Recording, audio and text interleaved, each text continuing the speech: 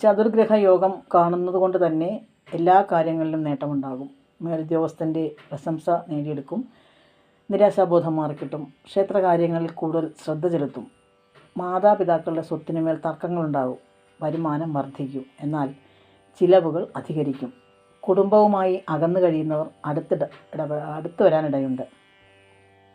മനസ്സിൻ്റെയും ശരീരത്തിൻ്റെയും ക്ഷീണം മാറും. വരുമാനത്തിൽ നല്ലൊരു ശതമാനം കടം വീട്ടാൻ ശ്രമിക്കും.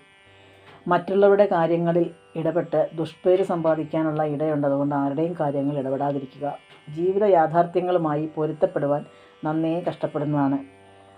മറ്റുള്ളവരിൽ നിന്ന് എതിർപ്പുകൾ നേരിടേണ്ടി വരും. യാത്രാവേളകളിൽ ധനനഷ്ടത്തിനിടയുണ്ട്. അപ്പോൾ ശ്രദ്ധിക്കുക. ആരോപണ വിധേയനാകുവാനും ഇടയുണ്ട്. ആത്മാർത്ഥതയെ ചോദ്യം ചെയ്യപ്പെടുന്നു എന്ന തോന്നൽ പലപ്പോഴും ഉണ്ടാകും. സ്വന്തം സഹോദരങ്ങളുടെ എതിർപ്പുകളെ നേരിടേണ്ടതായി വരും. നാടും വീടും വിട്ട് താമസിക്കേണ്ടതായിട്ടും വരും. ആത്മാർത്ഥ സുഹൃത്തുക്കൾ